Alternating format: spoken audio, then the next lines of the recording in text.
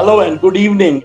This is Ajit Kumar Jha, CEO of Power Pixar and the editor of the Public Global. And today I wanted to talk about uh, uh, two kinds of war that President Trump has started ever since less than 100 days he has been president, but he has shaken the entire world as well as at the same time shaken the US. And today the focus is going to be on something else. Other than the fact that President Trump has started what we call a tariff war, a trade war with the entire world, but mainly China. Similarly, domestically, President Trump has started war on two major fronts. One, which we talked about in the past, on immigrants, basically pushing out immigrants from the country, illegal immigrants. Ever since he came, in fact, even before he came, he kind of started this whole rhetoric against illegal immigrants, and he was treating them exactly like criminals. But other than more significant than attack on criminals is President Trump's attack on universities and the American university system. Now, why is that very important subject to discuss? One main reason was that if you compare US with any other country in the world, any other, including Europe, including China, including India, including Latin America, other parts of the world, what made America stand out as a real superpower is not its military strength, not its great economy of $30 trillion, but the fact that the US had the number one soft power in the world. The US used to have, or still has, the best university system in the world. And let me tell you a little bit of history here. It's not true that American universities have always been the best universities in the world. In fact, before the year 1900, US universities were known more for their what one would call basketball teams and baseball teams. Even the top Ivy League campuses that we have, by the way, almost 13 Ivy League campuses right in the East Coast and universities nearer the East Coast, like, for example, Harvard, Yale, Princeton, MIT, Columbia, and so on and so forth. And then you have these great universities in the West Coast, for example, UCLA, UC Berkeley, Stanford, UC San Diego, Caltech, and several others. And then you have some great universities right in the center. For example, University of Chicago in the north, University of Texas, Austin in the south.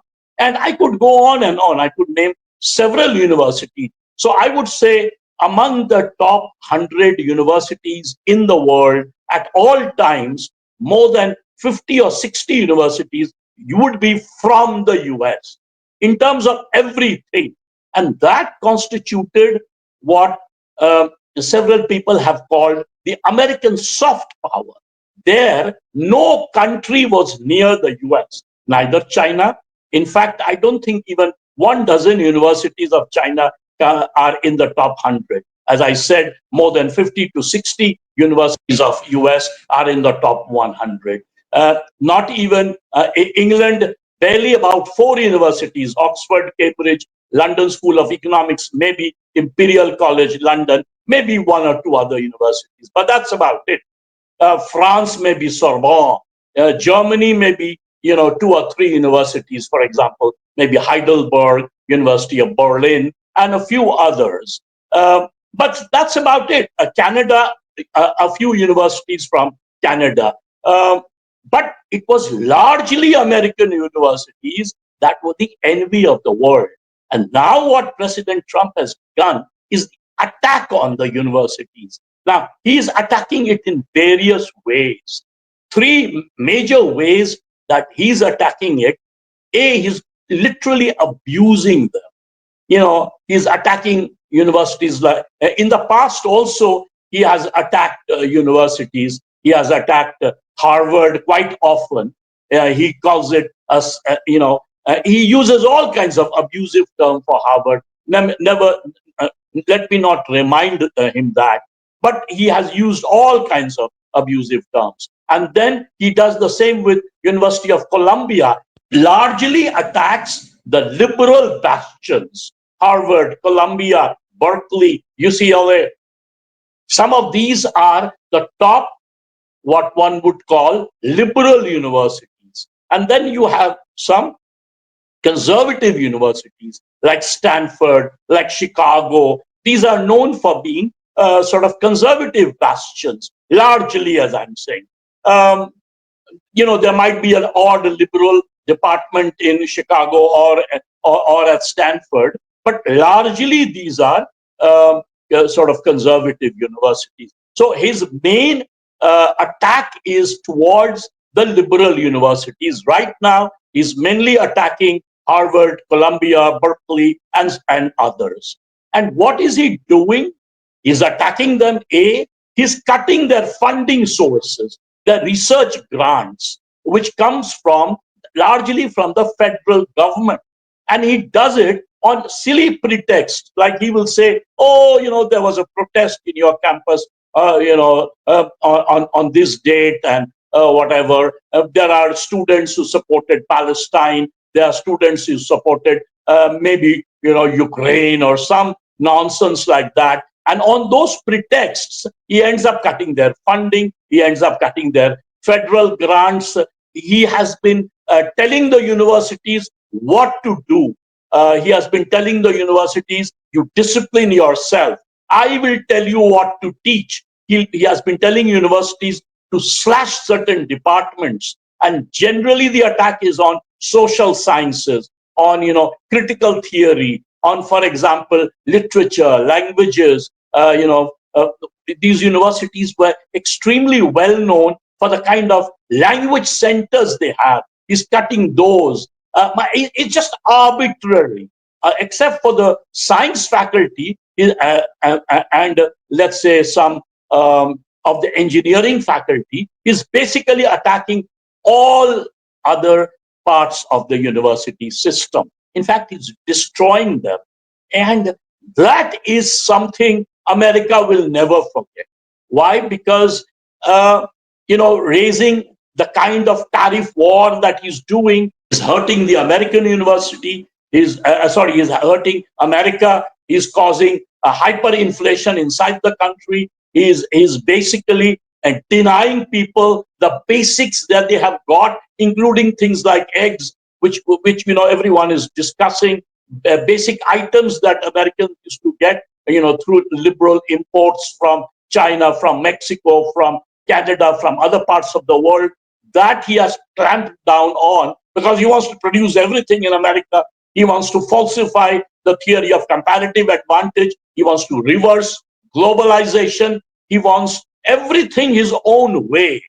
And this political relentless attack on the American universities, he's taken cudgels with the top professors, and you find several top professors attacking him back. Some of the top economists America has produced, some of the top historians and others. This attack is also on two other fronts that President Trump is carrying on. One is attack on Hollywood. So you find several top Hollywood directors, for example, attacking President Trump back. And then the third attack that has begun is attack on the media, for example. Earlier, he was attacking left-wing media, left liberal media, like the New York Times, for example, or other newspapers, other television establishments like the CNN and others. And now what he's doing is attacking the agencies, the news agency, Reuters, Associated Press. By the way, Associated Press is basically an American agency, and it supplies news all over the world. He's attacking that. He has stopped access to Reuters, to AP, to other news agency. He doesn't allow them in the White House. So this is kind of going crazy. this is a dangerous man. This is politically destroying America because, as I said, America stood in the world not only for a very vibrant economy, let's say at least since the Second World War. Um, it did not only stand out as a major sort of superpower with great defense establishment. Not only it stood out as a great vision that people like Franklin D. Roosevelt laid out, whereby the European powers came into a massive sort of ally system where he set up the NATO, the UN, the Bretton Woods institutions like the World Bank, the IMF. That made America the great civilization, the great country that it was for the rest of the world. President Trump's attack is all of those. He's attacking globalization, which benefited America greatly until now, until President Trump stepped in. In fact, he started it in 2016, but somehow at that time, since his majority was not as as humongous as today, the attack was sort of more what I would say step by step. It was incremental. Right now, he's in a full force attack on all of these, as I said. Globalization, the American university system, Hollywood, the media, everything, every organ of liberalism, and every organ of what I would say great American culture. Now, let me, as I said, I wanted to give a bit of the background of the American university system because there's only 5 minutes left. One reason the American universities, as I argued, up until 1900, used to not be the number one universities in the world, even though Harvard, Yale, Princeton, these three at least, Columbia, and a couple of others, when it began itself, when John Harvard came all the way from Cambridge, started the Ivy League system. Many people, for example, in the audience may not know what exactly is the Ivy League system. What happened is John Harvard, who was born in Cambridge in England, came over all the way to Cambridge in America. By the way, Cambridge is a part of Boston in America. So he came there and he started the Harvard University. He brought an Ivy League plant with him. An Ivy League creeper, if you go to Cambridge, you see in the top 7-10 colleges, you'll see the Ivy League plant around all of them. So he brought one of them and he put it on in Harvard. And that became a tradition. So Yale, Princeton, other American universities, which mainly started in the East Coast, they would have the Ivy League plant and became part of this Ivy League club of 13 elite universities. And of course, those are not, as I said, the only elite universities of America. In the West Coast, I pointed out, you have UCLA, Stanford, University of California, Berkeley, Caltech, University of California, San Diego, and several others. In fact, the California system of education itself, the UCs are more than a dozen, and they are some of the best universities in the world in many respects. Even smaller campuses like University of California, Santa Cruz, University of California, Santa Barbara, those are great universities. By the way, as I'm continuing this, I must tell the audience that I myself studied at the University of California, Los Angeles, along with my wife. I was there for almost 6-7 years in graduate school, and before that, I did a degree at the University of Oxford in England. So, and then later on, I went for other kinds of courses in Canada, in Vancouver.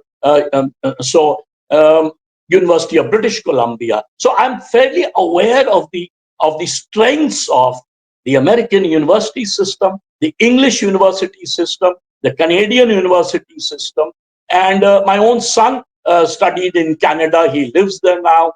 So that constituted the strength of what one would call the Western academia, and that is what is under attack. As I said, the whole funding is being cut in a major way. There is political interference. Now, as I said, in 1900, the American university system was not that strong. As I said, mainly they were known as basketball, baseball universities. But what happened since 1900 is that the American state followed a dual policy. One policy was massive investments into the American universities. Uh, and so several departments were started. Top faculty from European universities were brought in from Oxford, Cambridge, LSE, Imperial College in England, from Germany, Heidelberg, which used to be at one time a great center. There were several other German research institutions. Many of the faculties during fascism, when Hitler was around, many were Jewish professors. They left Germany and they kind of moved to the US. The famous story, of course, is of this Frankfurt School led by people like Theodor Adorno, Max Horkheimer, and Herbert Marcuse, Walter Benjamin.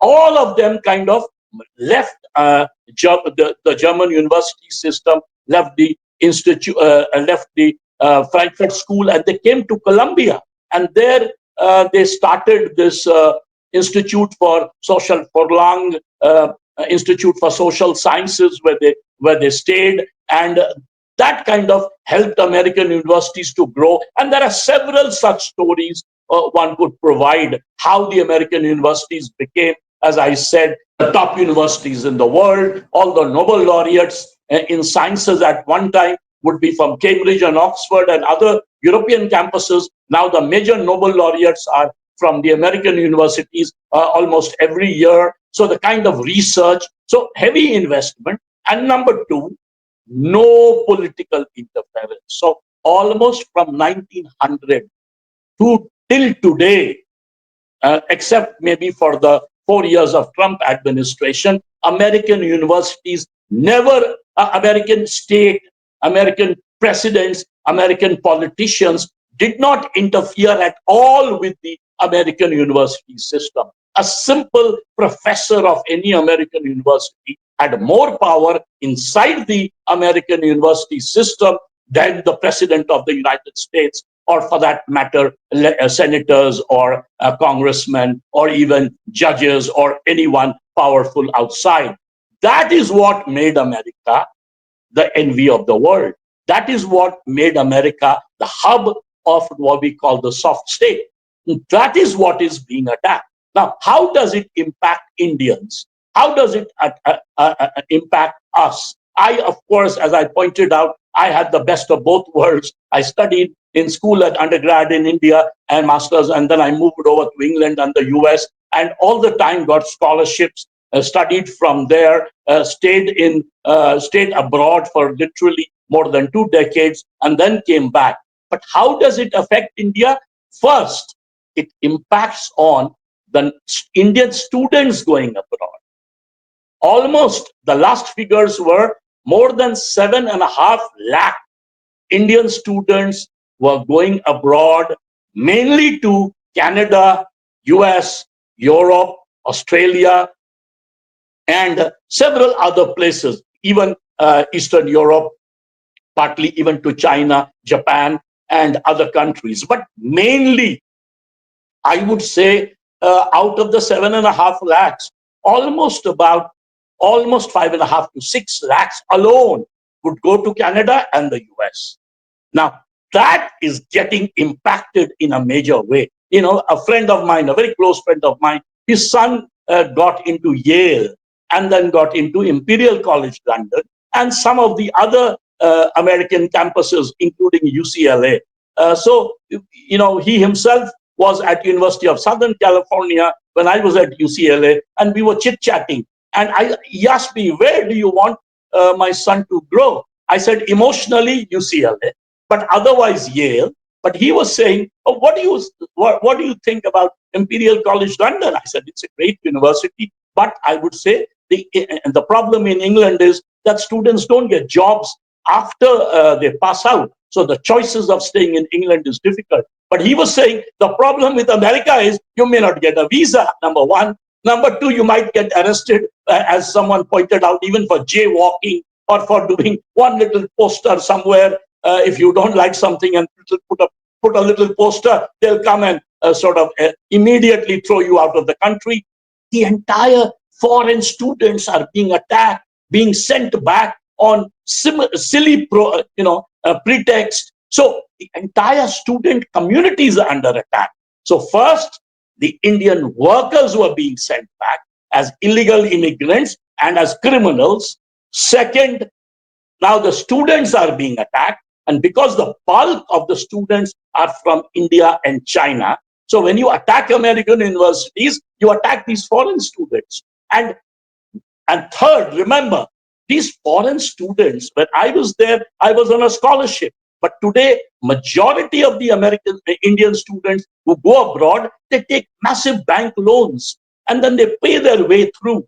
And the American universities gain enormously from that. So do other countries. But let me just focus on America. According to one estimate, American universities make $50 billion. They bring foreign exchanges into the country.